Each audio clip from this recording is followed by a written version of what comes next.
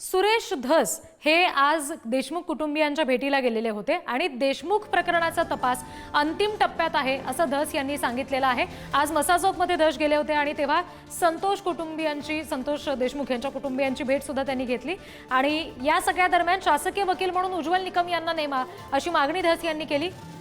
त्याचबरोबर या सगळ्या प्रकरणाचा तपास सुरू असताना फरार असलेला कृष्णा आंधळे जो आहे त्याला सुद्धा अटक करा अशी मागणी धस यांनी केली।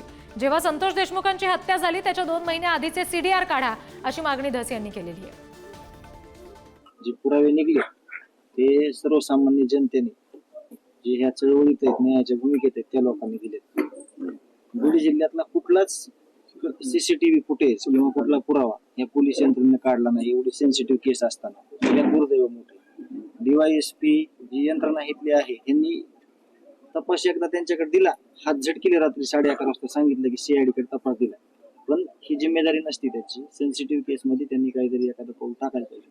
धनंजय देशमुख अँड सगळ्या ग्रामस्थांनी या ठिकाणी केलंय आणि जवळपास 13 मागण्या जेल प्रशासनाच्या संबंधित या ठिकाणी केलेल्या आहेत आणि ज्या मागण्या केलेल्या आहेत त्या अतिशय गंभीर आहेत आणि ह्या सीसीटीव्ही मध्ये कैद आहे।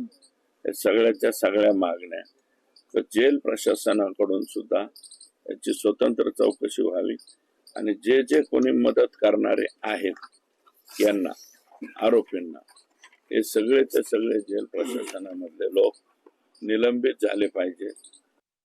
की मागील 4 महिन्यापासून हे प्रकरण सुरू आहे, आरोप प्रत्यारोप होत आहेत। जे आरोप प्रत्यारोप धनंजय मुंडेवरती होत आहेत, आम्ही हे नाही म्हणत की त्याच्यात तथ्य नसेल। जर त्याच्यामध्ये तथ्य असेल, तशा प्रकारचे पुरावे पोलीस यंत्रणेला किंवा वेगवेगळ्या यंत्रणेला सापडले असेल तर काय तथ्य आहे काय नाही आता हे सरकारने किंवा पोलीस विभागाने स्पष्ट करायला पाहिजे। तोपर्यंत त्याच्यावरती आम्ही वक्तव्य करणार नाही।